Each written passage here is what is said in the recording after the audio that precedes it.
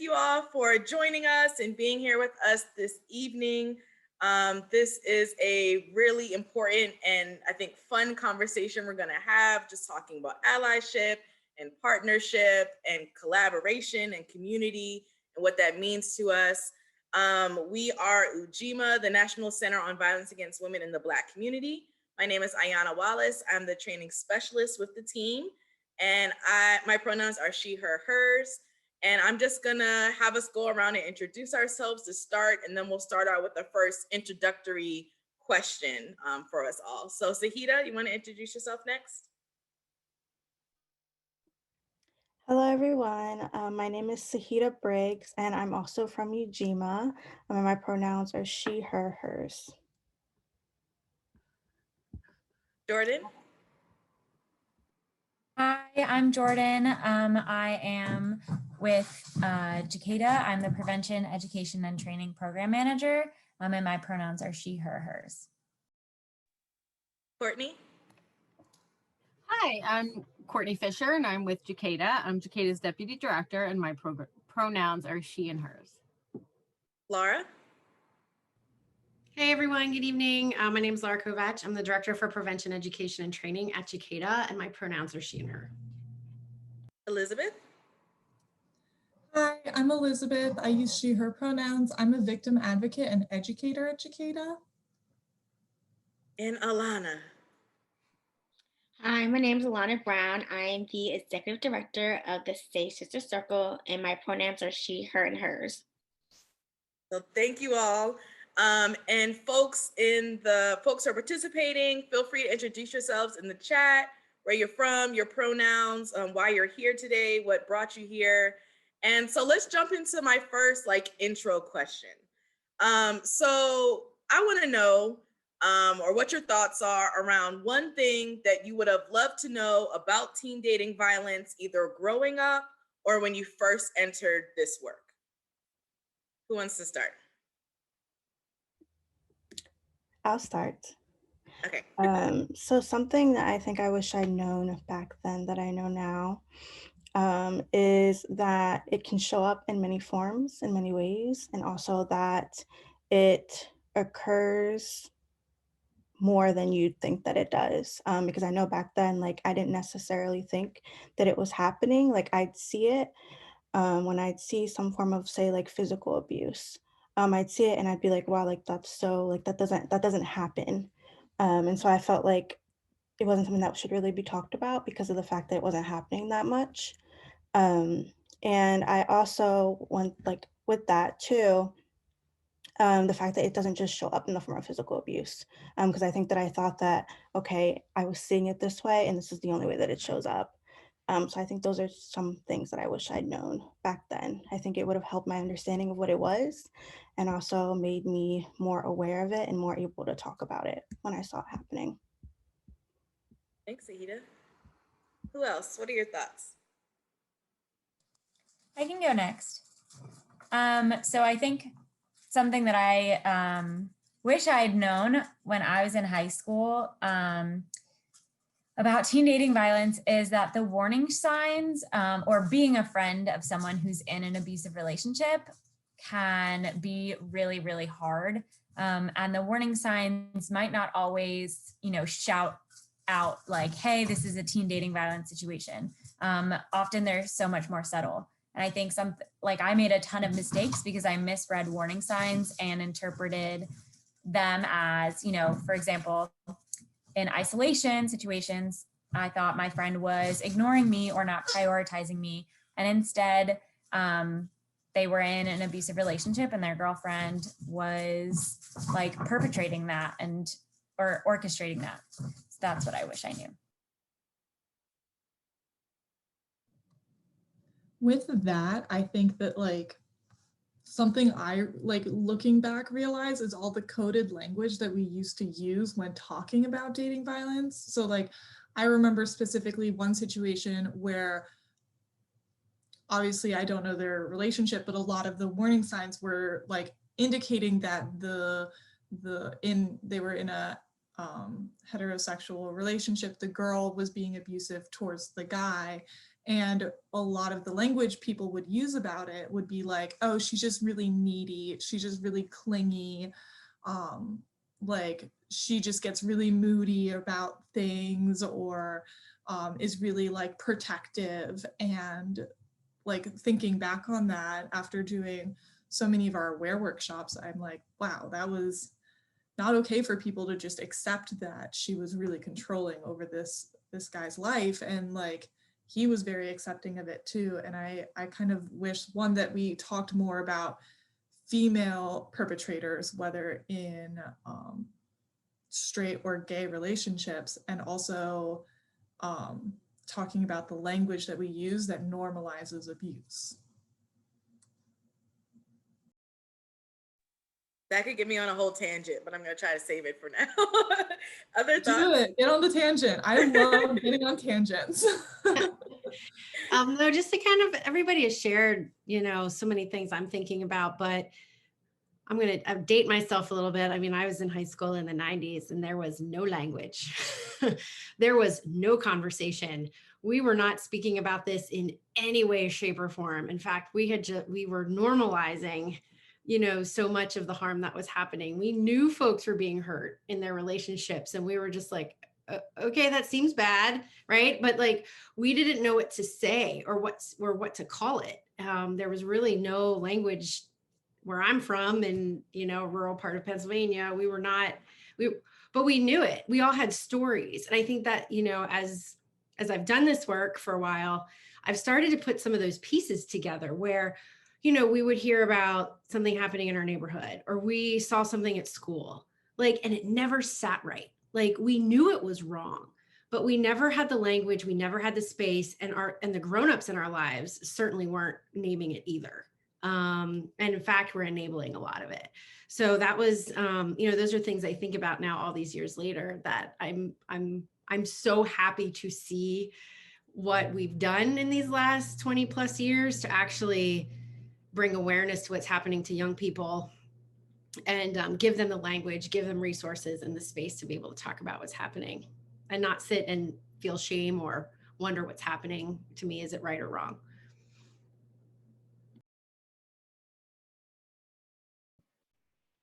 I think for me, and this is, so I grew up in this area, but I went to this very small Catholic school in Prince George's County, Maryland.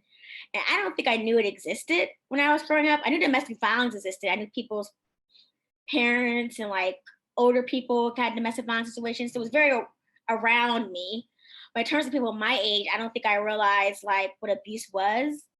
I think I saw some relationships that were controlling, made them controlling of girls, but I just thought that was like they loved them a lot. That's why they were controlling them, or they were just like possessive, but just thought it was like cute. And like, because that means they really like them a lot and stuff like that. Like, I don't think I realized like what abuse really was, or what, because no one really told me. They definitely don't tell you at Catholic school, because, you know, they don't tell you anything there. Everything's kind of like, they don't tell you sex happens at Catholic school. So I think when I got older, when I was in college, I had a friend who really was in an abusive relationship. We were like 18 or 19. Her boyfriend was like 21, got her when he was young, when I later became older, I saw kind of a pattern of someone who's a little bit younger, and the boyfriend tends to be a little bit older. And we were very educated. I went to a very high up educated, you know, highly educated, like undergrad. And so it doesn't matter what class you're in or where you come from or anything like that. But he like totally isolated her, made it so our friends became not her friends anymore. And then they're actually still together 20 years later, and they have kids. And it's a very scary situation. And he almost killed her at one point. She was hospitalized to her deathbed. But it's just a first relationship I remember as thinking this is abuse. As a young person, I was like 19. I was like, this is not right. This is like, it's not cute. He's controlling her, and it's not nice. And he's hurting her. Like, there are marks on her body, and she's crying, and he's making so none of her friends are her friends anymore. And he's doing this on purpose. And I see what's happening here. So I think when I was younger, I wish I had known about it and it existed, to like been able to do something for her. Like, my college had like some type of class or some type of, like, I was an RA, but there weren't really any classes out there, any like teachings or briefings out there, like how to deal with this happening for your residents or happening to your friends or anything. That would have been really helpful at the time, because I could have maybe known how to be proactive, other than be like, just leave him, or just like, why are you still with him, or why, you know, like things that don't really work, but that's what you think at the time would work because you don't know anything. You don't know anything better. And I think for me, I wish I had understood some of the nuances a little bit better. I think it was much easier, at least growing up, it was much easier for me to recognize like violent patterns in uh, folks in other communities rather than my own. I think a lot of it has to do with the ways in which Black girls aren't, like, we already know, like, they aren't viewed as victims because we're outspoken and we're loud, or we're at whatever the trope is. And so, but it was much easier to like see it when there was other folks, when it was, you know, Jaden and them, or whoever, or the football players, or whoever was happening to, but not really the folks that I hung out with. But like looking back, like, oh, it makes sense that like maybe, you know, Jamal wasn't outwardly violent, but he was always around, like always coming to girls' night, and maybe it wasn't actually because he wanted to be attentive and loving. It had to do with control. And so I think a lot of those nuances, I wish I had been able to recognize for what they were, and then also be able to include some of the cultural variances in that as well, if that makes sense. So I'll jump into our next question then of, what are some of the red flags to look out for in teen dating relationships?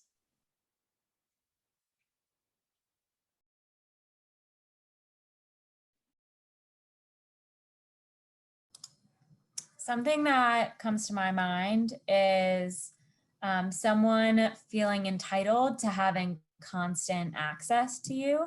And that can look so many different ways. It can look like constantly getting text messages from that person, or like Insta DMs, or like them constantly sending you TikToks, and the expectation that you respond right away, or the expectation that you will be on your phone waiting for their text, or the expectation that you will pause or stop doing what you're doing in order to make time and space for them when they want it. And I think that's one that teens that Elizabeth and I work with as well identify quite often.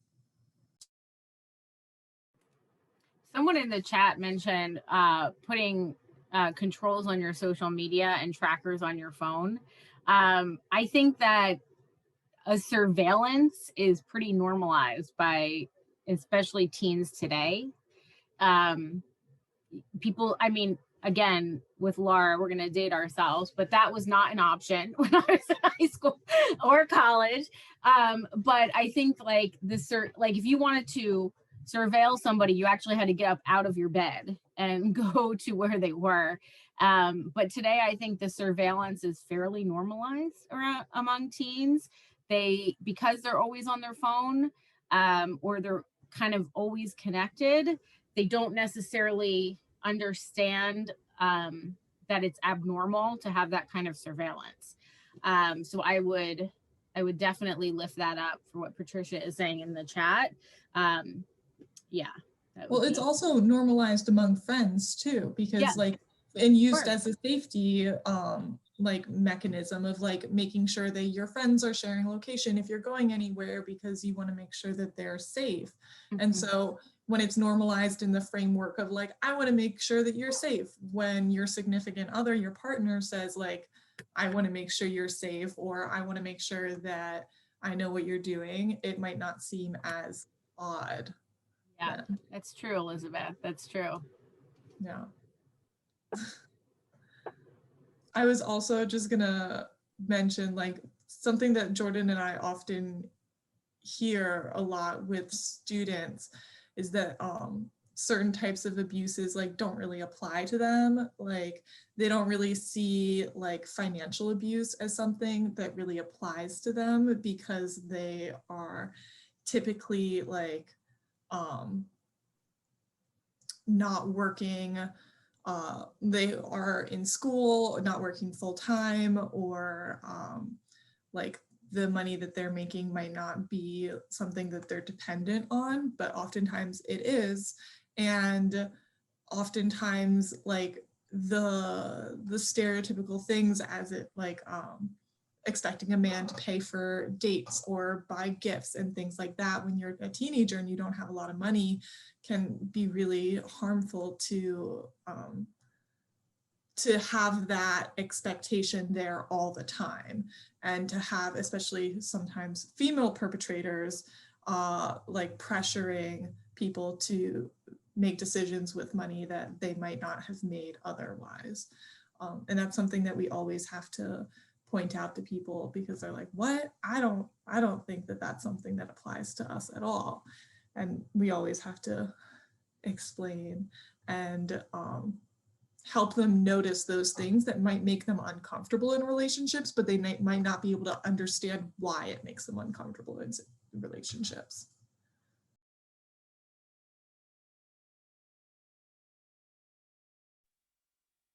I think for me, so thinking about social media, I have like two sometimes drastically different responses, just given the time and who I don't know, like just whatever's happening, what I've seen on social media maybe that day.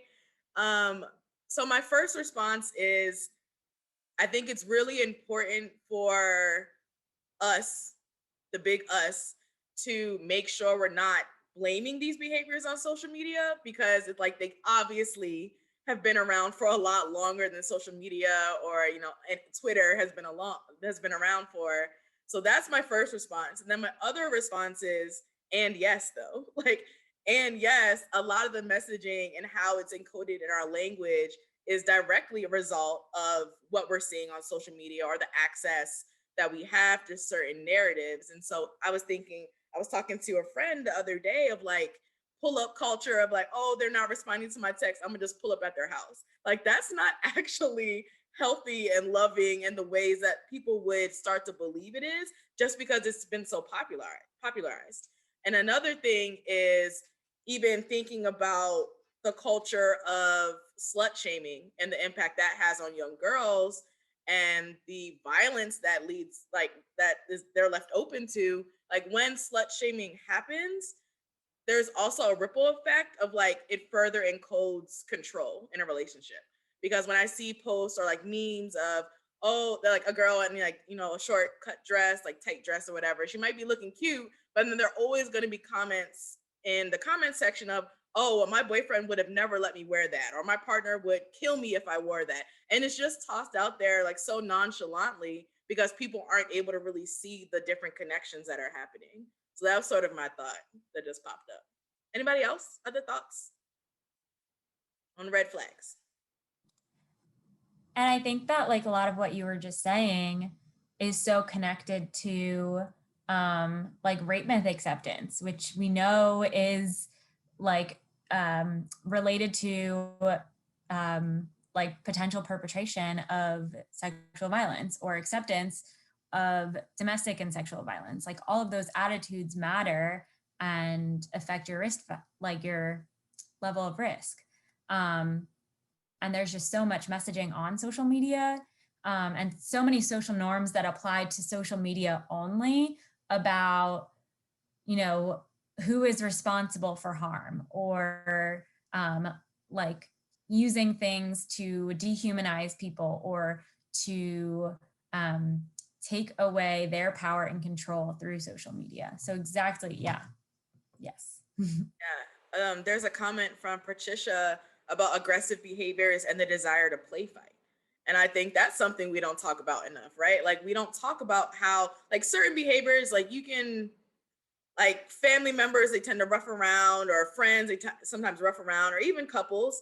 But to what point is it okay or not? Or to what point are someone's boundaries being really pushed to where they're uncomfortable? There's another comment, feeling the pressure to check in.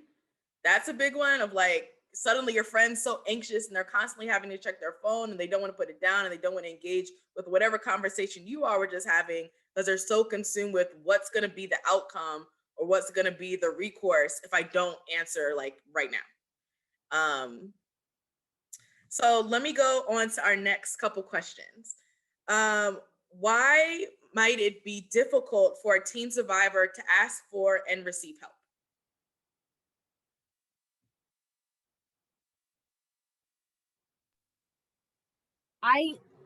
I was actually just talking about this recently with folks. I had the opportunity a bunch of years ago when I was working for DC government to do focus groups for teens around sexual assault help seeking. And they wanted absolutely nothing to do with anything that was going to get a mandatory report. And they know that people will tell on them. They know that that is kind of the culture.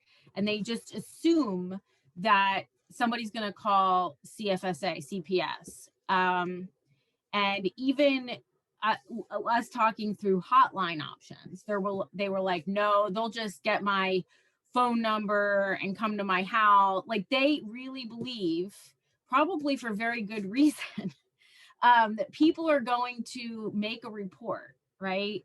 And so that, I think that's one of the things that our team at Jacada confronts every time they walk into a room, is that talking through with teens who is a mandatory reporter and who is not, and what it is okay, when it is okay to say something, and when you need to know the facts before you say something. We actually do, like, whenever we do programming, we give out, or we used to pre-pandemic, give out these cards that have resources on the back of them. And we had a student come up and tell us, like, one of those, my friend called one of those hotline numbers and like the police showed up. And I think that you should know that, like, that it's not a safe option for people to call.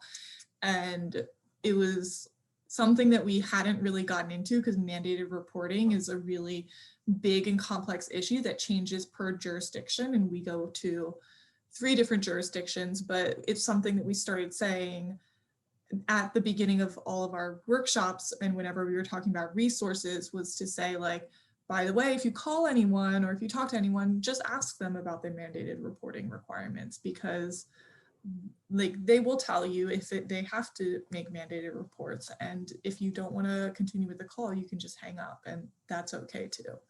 But it was really, I don't know the emotion that I was feeling when he came up and said that, but I was like I think sad that like that was something that was extremely real and present in his life and his friend's life. And I'm sure the entire friend group really experienced the harm of not knowing about the mandated reporting requirements. Again, I could go on another tangent about that and informed consent and why programs need to make sure Again, they're doing do it. Again, do it. But I mean, I think that's so important, of like, if you are a program doing this work, you absolutely should be giving folks, whoever they are, especially if they're teens, informed consent to know what's going to happen. Because if you don't, they might feel set up, and then they're going to tell their friend, who's going to tell their friend and their cousin and their brother, and it's just going to sweep the entire community where it's already difficult to reach out for help. So it just really reinforces what we're trying to actively work against. And so, yeah. I tried to go through and call each of the numbers and like try to get their mandated reporting requirements, because I was like, oh, I'll just like add a spreadsheet. But every single one's was so different on like when they might have to make a mandated report, and like what might trigger it and what kind of language they would use. And I was like, this is like, I'm not a teen. This is like my full-time job, and I'm overwhelmed by this. I can't imagine what they must be like. This must be too overwhelming to make action on. And something that comes up in conversation when I'm talking to other service providers about this specific issue, but also in general about why it's so difficult for teen survivors to ask for and receive help, is because children specifically in the district don't have, like, it's like they don't have rights in this specific jurisdiction. And like, well, I guess rights might not be the right way to say it, but they don't, like, they have some power and control taken away from them in the form of mandated reporting, and who gets to help them and who gets to know or about their situation. And that takes away so much of the survivor's power and control over their situation. And I think that it just adds so many layers. We are always preaching to the young people we work with that like you need to give all the power and control back to the person in an abusive relationship. They get to choose who they tell. They get to choose what they want to do next. They get to choose if they even want to reach out to resources or not. And then mandatory reporting happens and they don't get to choose anything. Another thing that I was sort of thinking about is in terms of Black girls, again, the real weight that's put on them in dating relationships, or like even how they're viewed in relationships in general.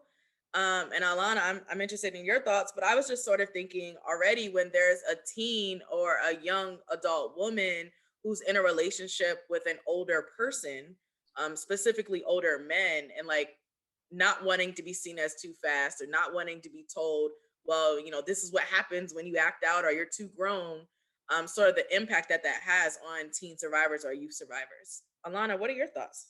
Well, I'll address what you said second, because Okay. I had something on my mind before you said that. I was gonna say with teen relationships, I think we take from a social perspective, I think we don't take enough credit to how real they feel for teenagers, like how real a relationship feels for like a 14 and 15-year-old compared to when you're an adult, like how much in love people really feel like when you're the hormones and the youth. When I talk to school age students, I mean, I did an activity with Black Swan Academy like a year and a half ago. When I talked to them, people really feel like they're in love. And then in DC, you have a lot of people come from broken homes, unfortunately, who rely a lot on their partner for like their partner's mother as being like their second mother, or their partner's home for being like their second home.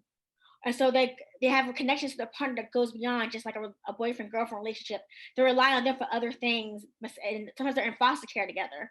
So they have these trauma bonds or these relationship bonds that come together. They're not just related to like we just go together, or I don't know what the kids call it these days. We just date. I don't know what the kids call it these days. We just talk. I just talk. I don't know.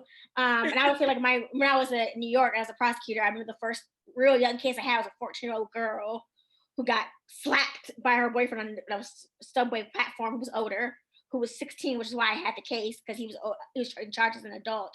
I remember it was the youngest victim I ever had. I was like, oh my God, 14, that's so young. But she was living with his family.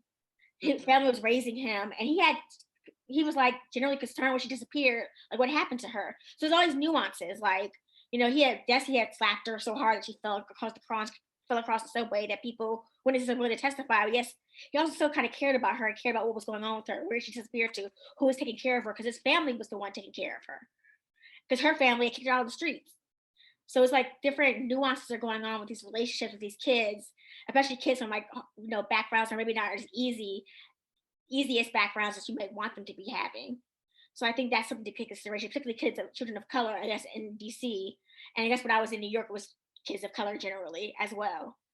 In terms of your situation that you were talking about, I think there's not so much of being fast, but it's just like, I think that a lot of exploitation goes on with younger women, Black women, because I think there's an idea of no innocence, and girls show adultification of young Black women. That a lot of older men come after younger Black women, and people allow it in society and don't say there's anything wrong with it. And you have these 30-year-olds with these like 16-year-olds, and they have just absolute control over them, sexually, physically, financially, and there's abuse is just going to happen if that's the case, because you have so much power over these young women. I've seen it so many times, and I've seen it in the Latinx community as well. More so when I was in New York, because there's just more Latinx like communities up there that I saw it in. But I mean, and I think it's just a lack of innocence to young Black girls. And so I think that's why I see it more often. And people just don't think, well, they can be victims or they can be innocent enough. They don't. Then why would you allow a young white girl who was like 16 to be dating a 45-year-old? That'd be unacceptable to society. That'd be like, ew, that's gross. But you see it all the time in the Black community, and no one steps up and says this is wrong. I mean, that's why we have the R. Kelly situation going on, and then now people are just now saying it's wrong. But that happened for ages within our own community. And we're setting up people for physical and sexual violence.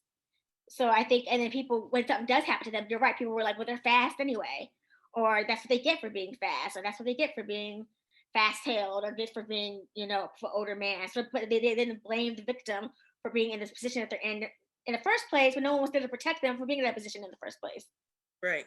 Someone should have stepped in and told them, like, this is not a position for you to be in as a young woman in the first place, but then blames them when something happens to them. Right. And I think, I mean, it also goes with so many narratives that were told from childhood of like, one, well, if he likes you, he might hit you. That's just him flirting, or that's just him trying to get your attention. Two, well, you know, girls mature faster than guys. And so if an older guy likes you, it's just because he thinks, you know, he sees something in you. Laura, what are your thoughts? Yeah, all those, yes. Yes, I heard those narratives growing up for sure. Absolutely. But I think, you know, just to, you know, kind of what you were saying is we haven't done a good enough job talking to the grownups and talking to who we want the grownups to step in and to be able to support young people, right? We keep telling young people, talk to this person, talk to a teacher, talk to a grown up in your life, right? And we want to be able to give them those resources, but then are we doing a good job of creating space for the grownups to be able to have the conversations about their concerns? Because we know that young people are scared about coming forward because they're not sure how folks are going to react, or they saw how, you know, their family members, their, you know, other people in their life didn't protect them or didn't step in, or they don't have that relationship with grownups. That can be so important. And, but I think one thing we have to do a better job is to be able to work with the adults to say, like, are you prepared for when that young person comes to you? And can we do a better job of giving them that space to say, I'm scared. I have no idea what to say to my kid, or I have no idea what to say to my niece or nephew, or the young people in my faith community, or, you know, in other spaces where we engage with young people. Because that's real for adults. One thing out of the side of our mouth is, yes, we want to be there for our kids. And then the other is like, I have no idea what to say. I have no idea what to do. Or that's just not what we don't talk about this in our community. Right. Or I don't want to hear all that. I don't want to hear that. Or we don't take, like, Alana, thank you for saying that. We don't take young people's feelings seriously.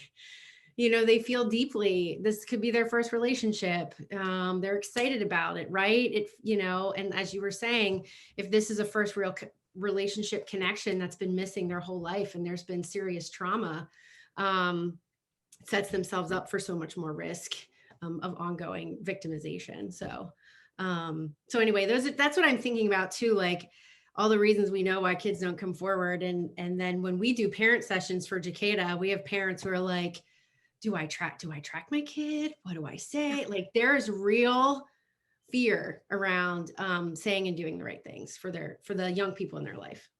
I think that's also true for like, oh, I'm sorry. No, go ahead. I think that's also true for like adults who interact with kids. Like I was a cheerleader, so I used to coach cheerleading, so like cheerleading coaches and like Girl Scouts, if the people still do that these days, or like basketball coaches, football coaches, like to train like people who be peripheral, who are around kids, maybe not their parents, or people who kids trust, to like train them so that kids can have someone to go to. Maybe it's not their parent, but it's an adult they like trust, who's like cooler than their parents, perhaps.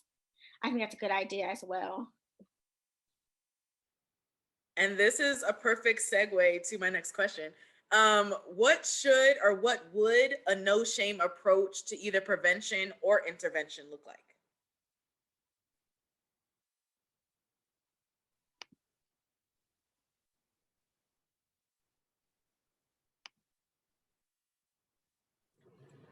I mean, I would say, and this is hard for folks, especially where teens are concerned, but you have to give them the same choices that you give adults. So, you know, when a person comes into Jacada and says, you know, I am in an abusive relationship with my spouse, we don't say, well, you have to leave your spouse, call the police the next time they do anything. Let's get you into housing. We don't do that. And, you know, I would venture to say none of the programs on this call would do something like that. But if a teen does it, if a teen comes to us, we're real comfortable telling them how to live their lives. We're real comfortable saying, like, this is what you need to do now, what you need to do, what you should do, what you have to do. And, you know, from a parent's perspective, I'm not a parent, so just putting that out there right now. But but like from a parent's perspective, it's like, well, I'm going to make sure you're not going to be around that person anymore. You know what I mean? I'm going to make sure that person doesn't come around our house anymore, or I'm going to make sure you don't go with them anymore. And that's really shaming, and it's really punishing the survivor and not letting them take control of their life. And I would say that's has to be a first step of, you know, they're actual human beings. Kids are actual human beings. And I think we definitely take away their autonomy. Another thing I think about like removing shame from the conversation or taking a no shame approach is I think about like the community level prevention and intervention, and like how as a community you send so many important social messages by holding community members accountable, or even just noticing when relationships are not healthy. So like, for example, if there was like a potentially abusive incident that happened while we were at shul or temple over the high holidays, if like option A, I noticed it and I asked my mom a question about it, and she said, no, we don't talk about that. Or, oh no, you didn't see anything. Or, oh my gosh, yeah, that was so embarrassing. That sends a totally different message than, you know what, I want to talk to you about this. That, like, what did you think of it? Like, did you feel scared? I want to let you know that what you saw was not healthy, that it seemed like they were hurting each other emotionally, and that's not okay. And that's like not what you want. So like, how do we talk about it as young people are growing up, not just when they're at dating age, whatever that is, or not just after they've started dating, but how to, as a community, you take note of what messages your young people are absorbing. Yeah, just a quick piggyback off that too, that that we're having these conversations that, you know, that are age appropriate, but that we're introducing that language at a younger age, and letting the young people in your life know that I'm a safe person. I'm okay to come and talk to you about these things that are happening. I think sex education is an important part of that conversation. What healthy sex ed. I think again, age appropriate. I think those are important things. So a lot of what we've talked about in terms of everything around harm and slut shaming and the adultification of Black girls, like, are we having those healthy conversations?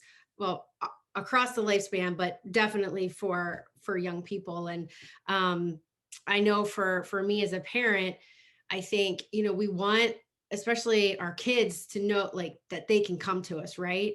But to take our ego out of it and say, if you don't feel safe coming to me, who are the other adults in your life that you would trust or talk to? And start helping them build a safety net and a support system where they don't feel pressure to have to go to a parent or guardian or the adults that they live with, because that just, like, no way, I can't have that conversation with that person. But is there someone else? So I've been doing that with my boys for a few years now, and they'll say, well, of course I would come to you. And I was like, that's really nice. I need to know who else you would talk to, right? And just get them thinking about what that looks like for them. So, but I think we got to have these conversations at younger ages to give them language. Laura, I agree. And I think that also, like, having healthy, like, curiosity and never like shaming someone for asking, like young people for asking questions. I think that, like, oftentimes, well, I won't say oftentimes, I think that it can be more common with young people to say, like, well, didn't you know this? Or like shaming questions and shaming curiosity and things, or like prying if someone is asking questions and saying, like, oh, well, are you experiencing this? Is a friend experiencing this? Do I need to call your friend's parents to talk about this? Like, do I need to, like, should I be worried? Do I need to, like, and like really like get overly involved if a teen does ask a question about teen dating violence or relationships. And so I think that like Laura said, taking the ego out of it can help in saying like, okay, I'm going to answer questions you have about age appropriately sex ed, teen dating violence, or dating and relationships in general, and like really give them an opportunity to have a judgment-free zone when like appropriate to ask questions.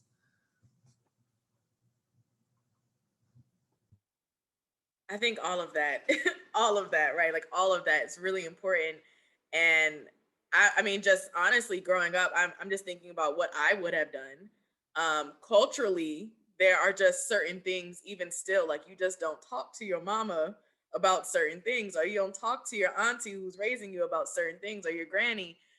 But you might talk to your big cousin. And so like thinking of different alternatives, or different ways in which to engage teens, and who they feel safe with, or who they feel maybe not even safe, because you can feel safe with your mother and still not want to have that conversation. So just thinking about like safety and trust, or safety and openness or conversation. I think that's really, really important. So I think we've spoken to it a little bit, but why do you think it's important to not minimize teens' experiences of trauma in their relationships?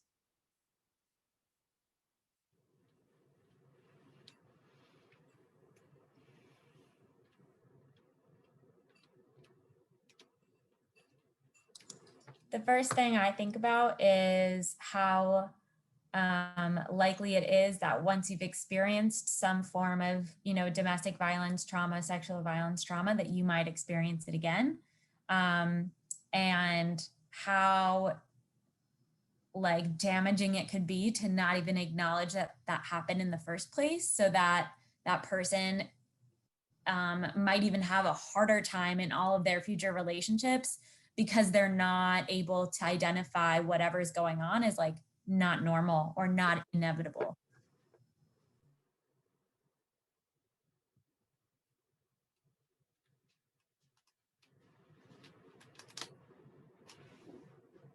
I think it's important because when you're actually able to acknowledge that a behavior is a result of trauma and not just like being an angsty teen, like you actually see them for who they are, like as a growing person.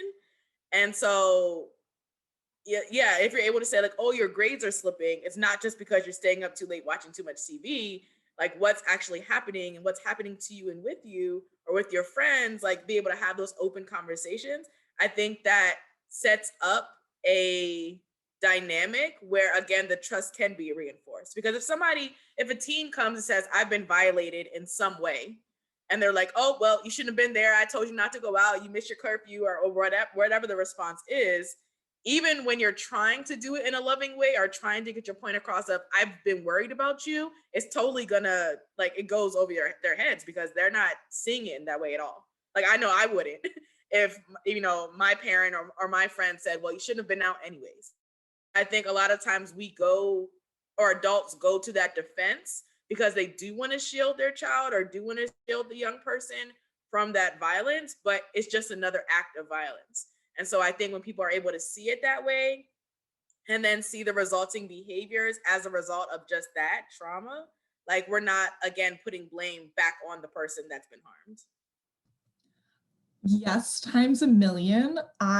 This like really is like making me think a lot. I am part of the social media team at Cicada, and a lot of time I've been spending on like looking through TikToks that teens are seeing has been like a lot of them are just normalizing like trauma responses and normalizing like, hey, you're doing this because of trauma and that's okay.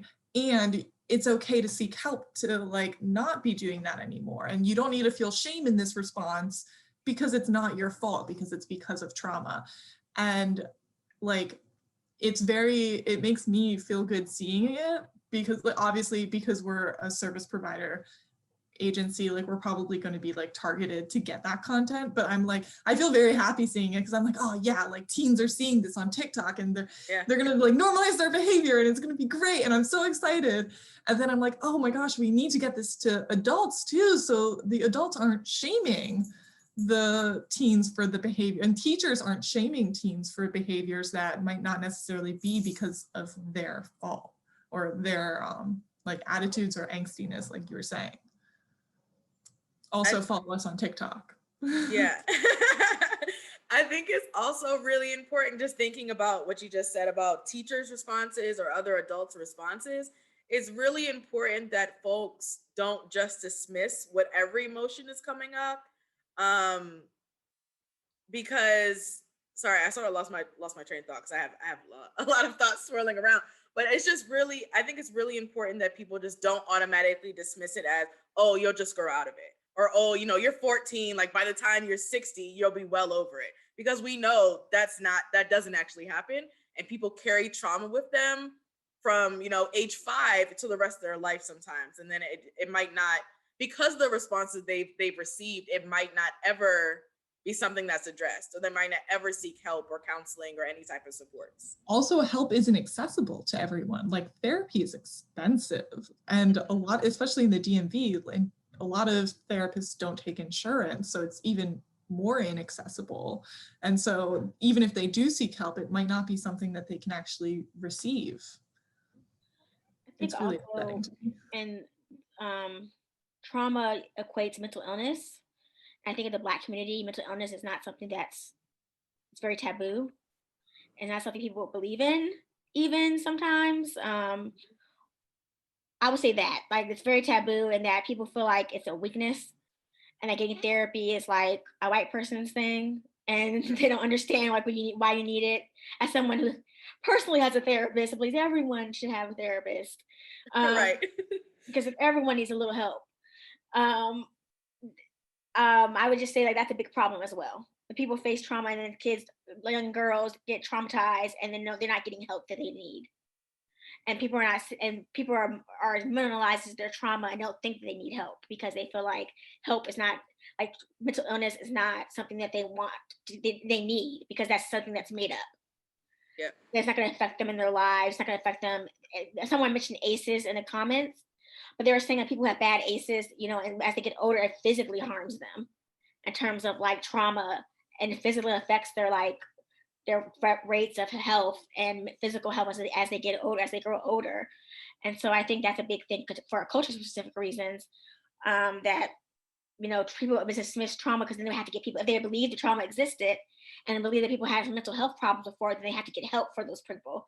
And people don't want to seek out help for sometimes for certain things. It's easier to just ignore it and say this doesn't exist, because then I don't have to acknowledge something and then get help for that. I also I wanted to tie a couple of things together, also going back to that conversation too, around kind of taking that shame out of prevention, or take around how we're doing prevention and intervention. And like you're saying, around that shame piece, around like the help seeking behaviors, and how do we talk to young people about trying to figure out like what resources are best for them around helping them address their trauma. And someone had put in the chat that you can pray it away. And as an organization that works with a lot of faiths, particularly in the Jewish community, but with other religious organizations, how are we know that young people are involved in at their shul, at their church, at their mosque, potential, right, in terms of community, and they look to spiritual leaders. Again, how are we doing? Are we doing a good enough job of getting in front of the grownups and the adults that interact with kids on a regular basis? And I think faith leaders, mentors in spiritual and religious spaces are so critical to our work. And also, I know for me, in terms of my religious upbringing, there was a lot of shame that was coming from the pulpit. And so I know a few ministers who could have used, could use some training on the language they were using, particularly with young people. And my husband, who grew up Catholic as well, some of the things the priests used to say. So like, how are we having open, honest conversations with our spiritual leaders to help reduce shame and increase, I think, that help-seeking behavior, that there's a lot of trusted adults who can help and address trauma.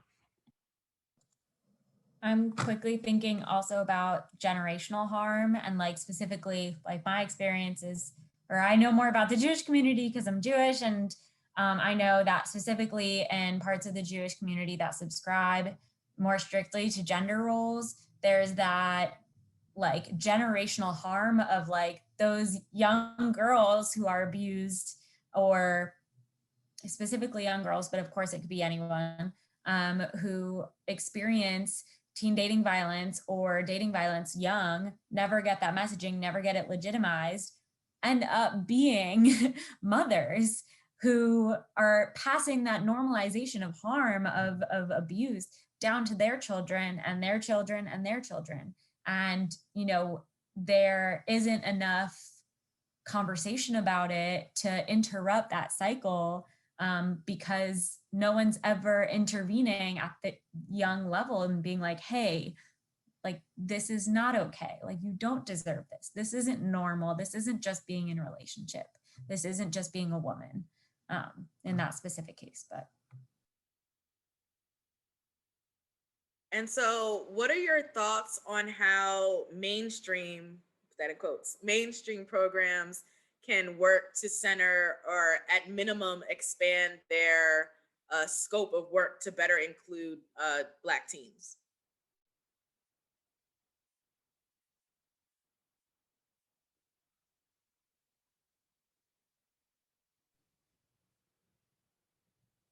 I think we have to start listening and asking questions and being better about hearing what's happening. I think so often we dismiss Black girls, we dismiss women of color across the board. We don't hear their stories and narratives, and I know in our work. And so, are we creating that space to hear those stories and to just sit and listen? And I think that's where we have to start. And you know, especially in terms of providing services, providing resources. What does it mean to truly care for the whole person? And provide that holistic healing. That's a core value for us at Jacada. And we can't do that if we're not listening and we're not hearing how can we better serve folks who are experiencing, you know, harm in their relationships, in their families, or in their communities. And so I think that's the starting point, right? And then continuing to take it forward from there.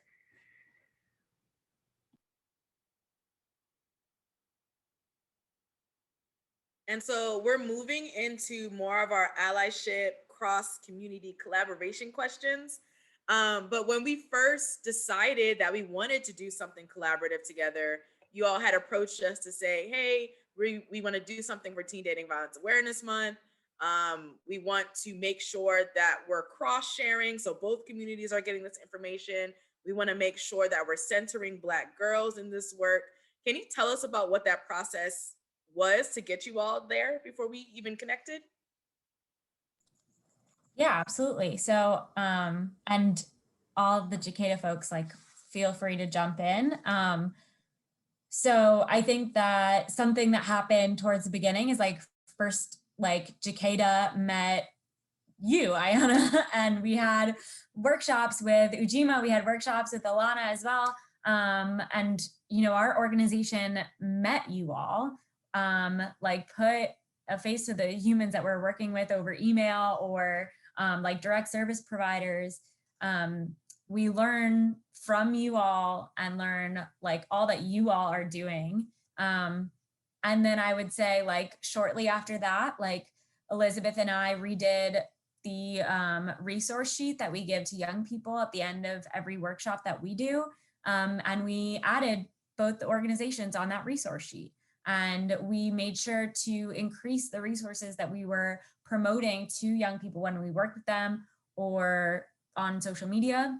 And then we were like, okay, we started doing a little bit. Now, how can we do a little bit more? How can we show all of the young people that follow us, all the young people that we work with, not just, hey, you can go to this organization, but why don't we like help you access that organization? Like, I want you to get messaging directly from them, hear their voices, and like navigate directly to their page and interact on their website and things like that. So I would say like that's a little bit of it, but Elizabeth, Laura, Courtney, if you have anything to add. Yeah, I would say that like as of lately, we have been really trying to like on our social media acknowledge that we work with the Jewish community, but that is one community. And it is important if when making social media, you're reaching a really broad audience. You're reaching people of all walks of life, and it is, I don't know if I would say unfair, but it goes against our values as being culturally humble to only make content for one community and only make content for what would be a small slice of our following, because we have following from people of all walks of life. And so it's as we have become to like have time to do social media and like prioritize that as a prevention method and really be more intentional about it. We said two white girls shouldn't be making the content for other communities. This is just wrong. We were like, we can't do this. And how do we do this in a way that is equitable and not just us coming to other organizations, predominantly Black organizations, and saying, like, help us reach your community. That feels wrong because you shouldn't be doing all of the work. And so we had, like Jordan said, we had connected with you guys and we were like, we want to make sure that we're highlighting the work that you're doing and also help in any way that we can promote that work and amplify it and make sure our followers know about it. And so it's something that we make sure that we're doing throughout all of our social media as much as possible, because we're like, we have 5 other jobs because it's a nonprofit. But like allowing the time and space to make sure that we're not just sharing one narrative. We're sharing as many narratives about teen dating violence and domestic abuse or power-based violence as possible, and really trying to make sure that that is valued and our partners are valued in our work. And that comes through on social media. I would have to say that this particular partnership and this particular initiative came from the PET team. It came to me to look over an MOU or something.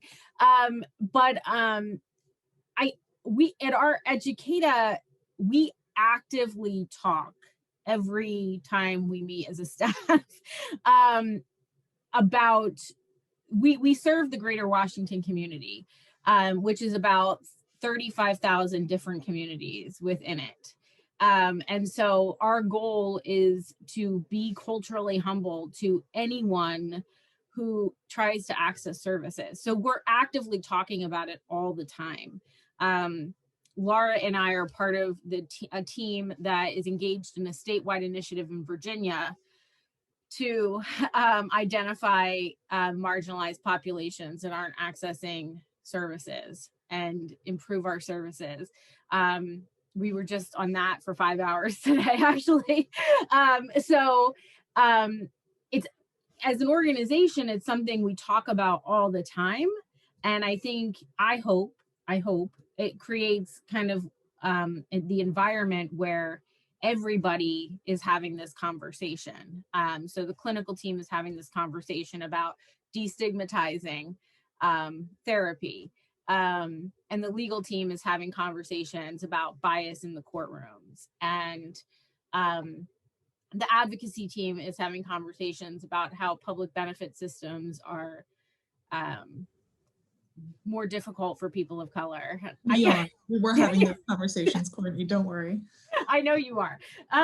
So I hope that it is something that's organizational. It's an organizational philosophy. That's kind of where we come from. Great, thank you. And so I was thinking about some of Elizabeth's points in particular, and it actually goes to my next question, of course. But what does power sharing during project planning mean to you all? What does it look like? What does it feel like? I think Jordan might have a better, I don't want to put you on a spot, Jordan, because like you've been kind of the lead on this, this month's power sharing and collaboration. But I think that something we've talked about is one, making sure that we go into these partnerships addressing the fact that we don't know everything. And we always are coming from a place of like learning and listening and making sure that like what we learn from this collaboration, we will improve and do better next time we do a collaboration, and go into that collaboration listening and learning and learning more so we can do better the next time, because you're never going to know everything about the community or the organization you're going to be collaborating with. So that's like a base foundation that we went into it with. And then also making sure that it was equitable and that not one organization was trying to like either like everyone was pulling the weight, and we weren't just coming to it as like, okay, well, we want to do this, and can you do it? Like, can you do it for us? Because that would have been that wouldn't have been equitable. And we wanted to make sure that coming into it, we could offer something. And we kind of had a conversation assessing, okay, what can we offer? How can we go into this meeting saying like, we can do this, this, and this, and what expertise do we have to offer, and making sure that it was more of a suggestion rather than forceful. I don't know if forceful is the right word, but like, yeah. So also, like, let me be super clear. Like, I am not claiming to be like have done a perfect job. And like, I'll acknowledge that like power sharing, like it's tricky, and like working with two organizations, there is a balance to be found between like, how do I make sure that like I acknowledge my like where I am like knowledgeable and proficient, and where I need to sit back and like listen. And so like balancing that listening part and that like following the lead part with also making sure that I am like hands-on and sharing part of, you know, the labor part. And so I'm not claiming to have done a perfect job the first time. But I think that coming into the meetings, like having your own ideas, but also making sure that your ideas aren't the first ones that come out, or your ideas are like putting this out there, but like, let's just ignore it if we want to. Like, I will listen first, but also support where I can, and sort of making sure that you're not taking the lead all the time or even at all, but also like giving space to take control. And I think making our goal to lift you all up and like be able to promote the events that you're having that are with us or not with us, making sure we can hype you up and like send people to your Instagram pages to see like all of the amazing work that you all do. So that's what I have to say, but also we have a lot to learn, and we're going to keep doing this and keep learning and getting better and all that. So I look forward to the next time we collaborate.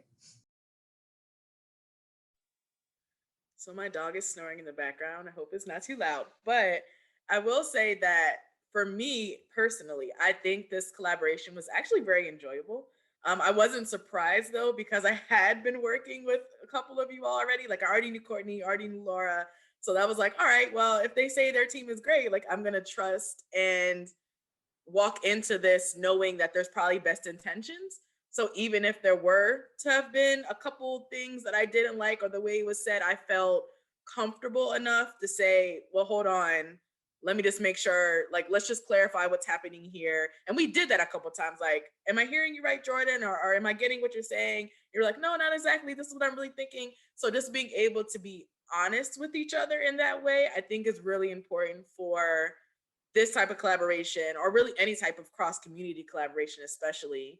I think power sharing for me, it's difficult at times. Number one, because I'm actually very shy. So like I have a tendency to sort of withdraw from the conversation. I like to observe and wait, but also knowing that you all came to us because you do know that we're experts in what we do, and you came to Alana because you do know she's an expert in what she does.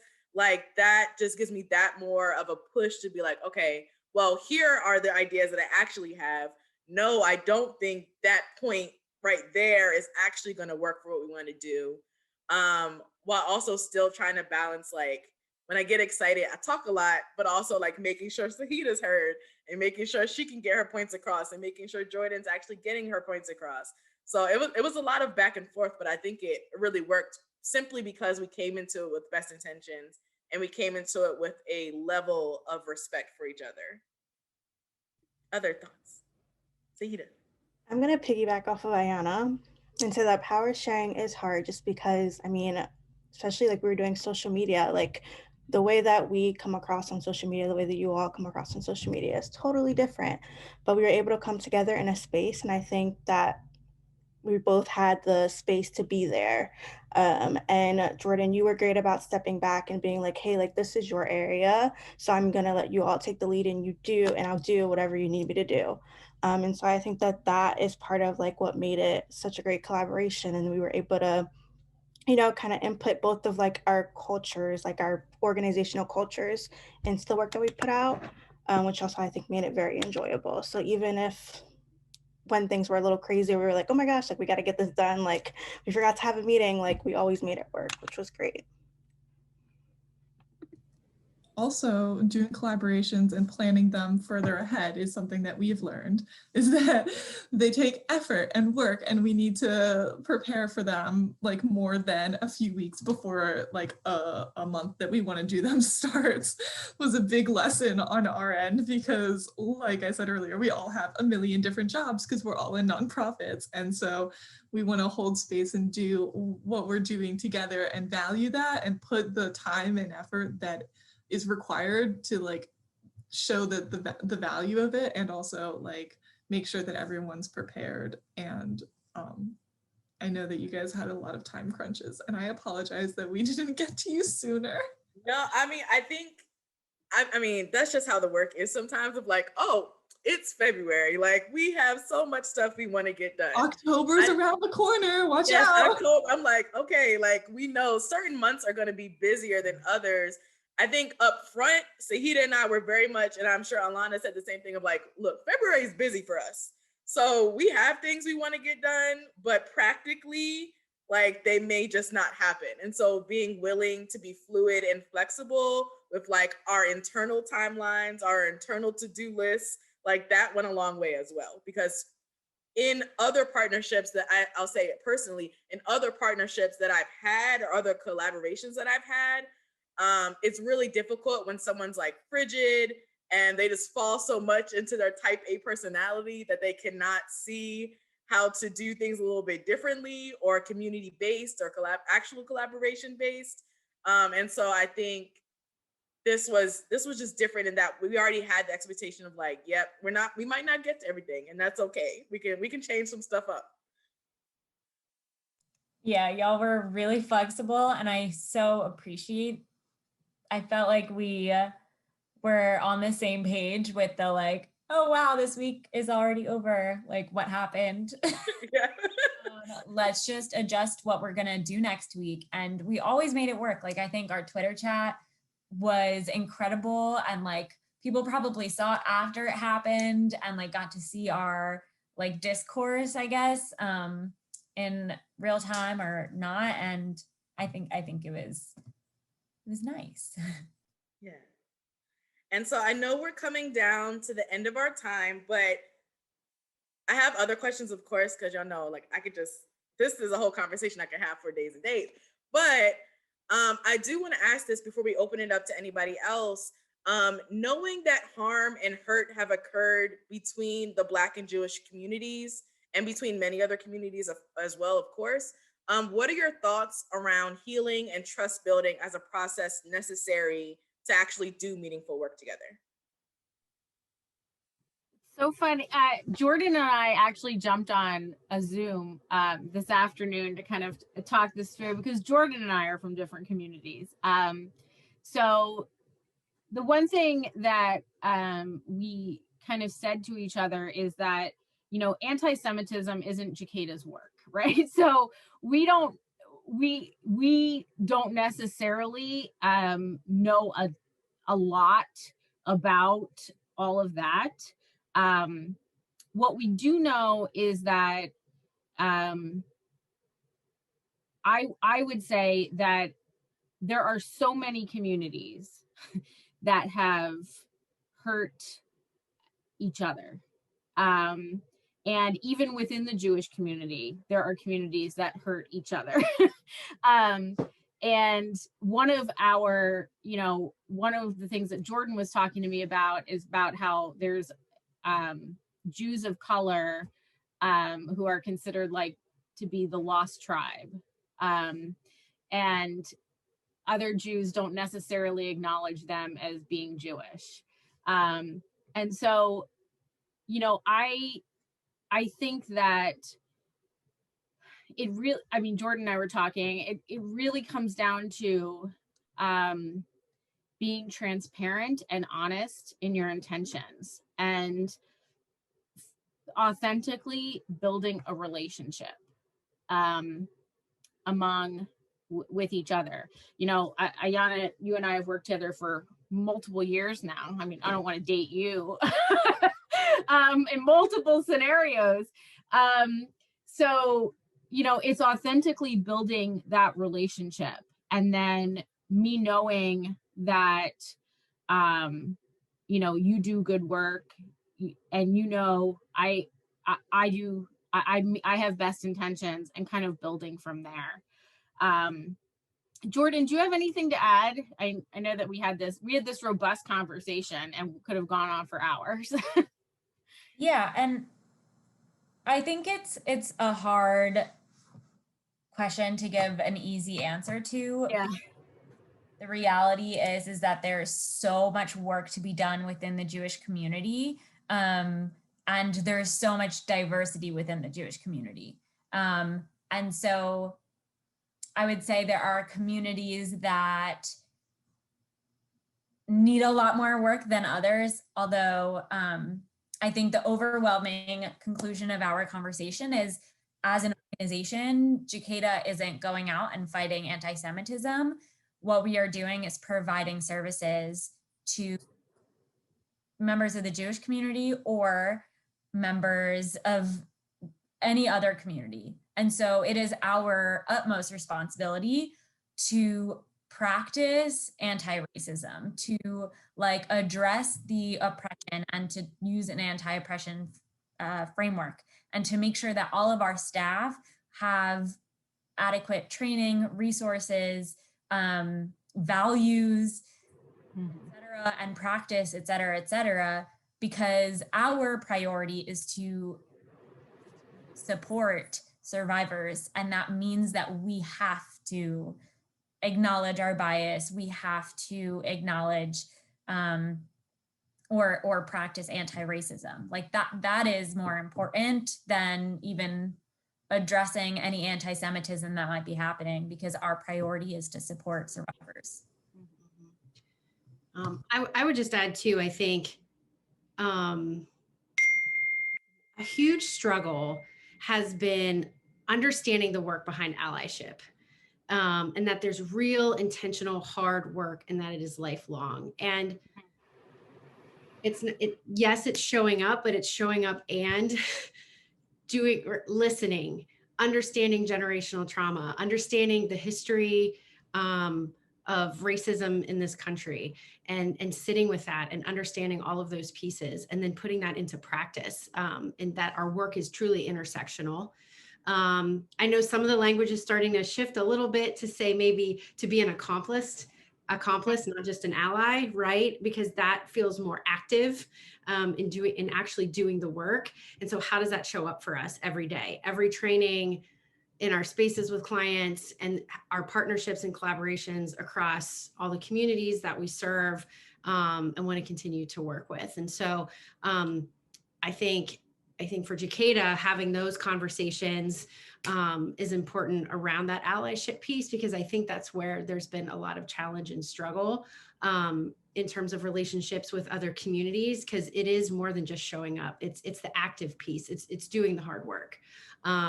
And then also stepping back and say, we don't need to be here and taking up space. We can shut up now, and knowing, and knowing what our role can and should be. But I think that's hard, introspective work, lifelong work, organizational work. And we hope to get better at it every day. I'm hearing a lot of like in my head, it all connects back to power and control. And we serve victims of power-based violence. And so we are deeply rooted in understanding power and control dynamics and with our clients, but we also need to understand those power and control dynamics as an organization with communities that we're trying to work within. It's something that we talk about within PET constantly, is like, we want to make sure that we get this information to different communities, but are we also the best people to be giving this information? Are there other people doing this work that we can highlight? How can we highlight them in a way that's equitable and that's respectful of their work? And so I think that like what everyone is saying is that just like acknowledging power and control structures as a service provider working in a million different communities of the DMV is essential to be a domestic violence, power-based violence service provider. I think that just to kind of sum up, it's one of the learnings that I have had from Jacada since I've been here in 4 years is that the Jewish people are so wildly diverse. They're diverse in race, they're diverse in how they practice their faith, they're diverse in where in the world they come from. And there are vast differences in those different Jewish communities. And so one of the things that we even have to acknowledge in the Jewish community is that harm has been done, right?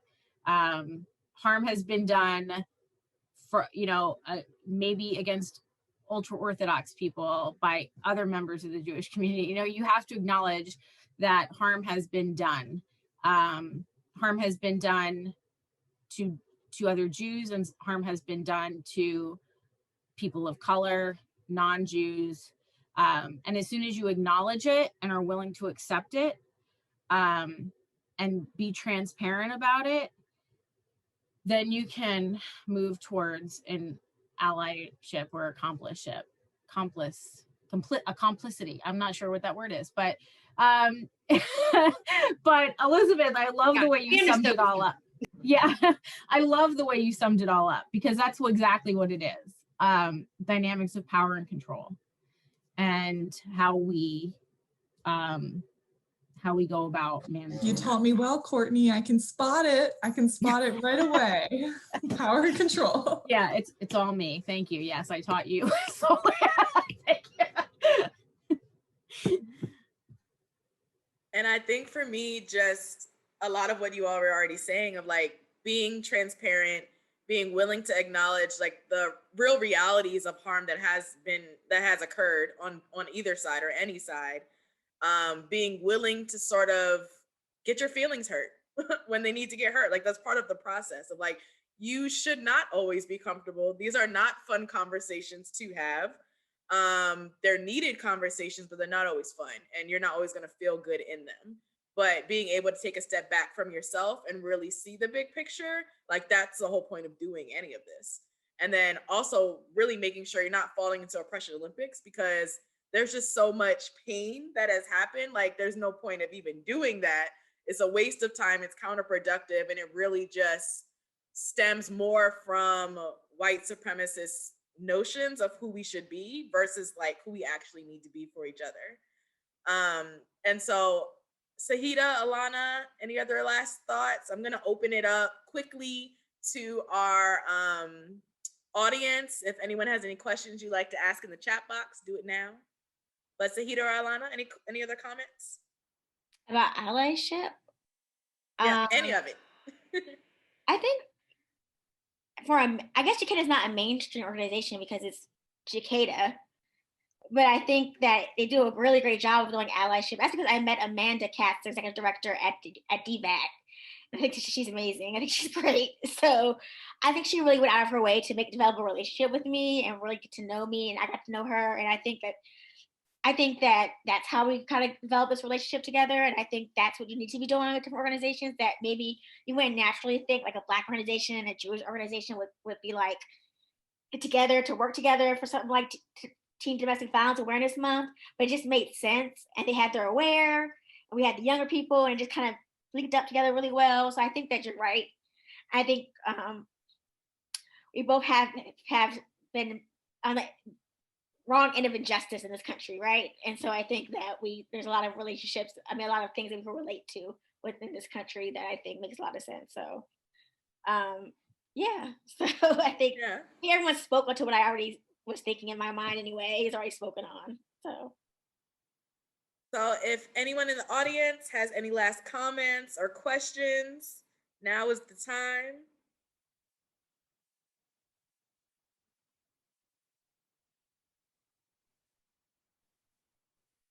So I don't see anything, but if you have any comments or questions, feel free to reach out to any of us. Feel free to reach us through the Ujima page. We can connect you to any of the wonderful folks here on the screen. Folks, panelists, feel free to drop your contact information in the chat box as well. But on that note, I think this was a great conversation. I appreciate you all. You all are wonderful and brilliant people. And it was a great coffee and convo. So thank you so much. Thank you for having us.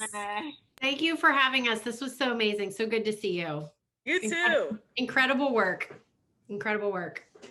All right, y'all. On that note, we're going to end the call. See you soon. Bye.